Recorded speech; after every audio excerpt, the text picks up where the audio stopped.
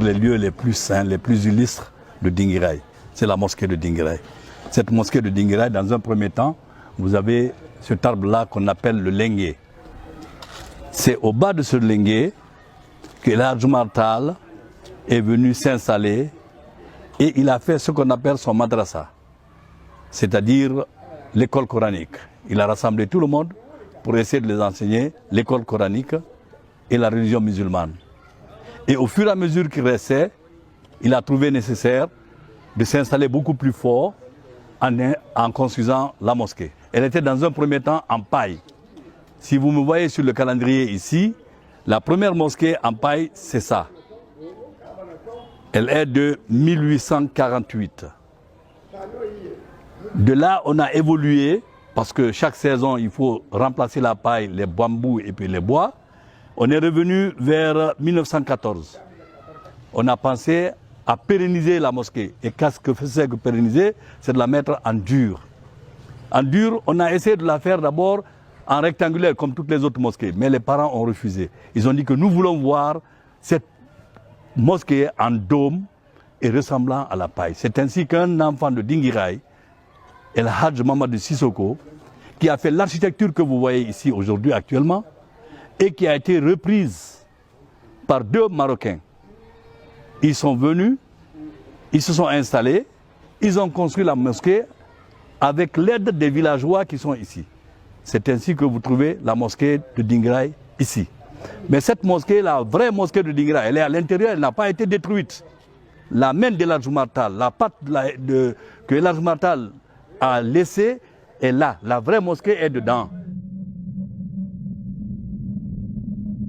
Retenez que la mosquée de Dinguiraye, que l'Hadj Omar Tall a construite de sa propre main, est de 9 portes. Ces 9 portes, je peux dire que ces 9 portes représentent la vraie structure de la mosquée de l'Hadj Omar Tall.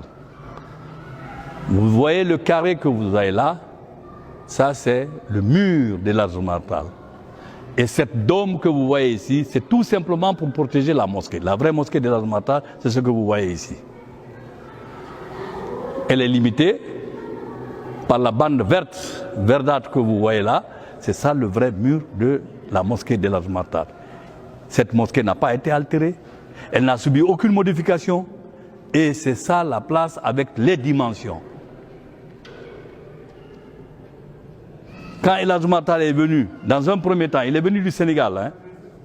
Du Sénégal, il est rentré en Guinée. De la Guinée, il avait une mission. La mission, c'était de répandre la religion musulmane à travers l'Afrique.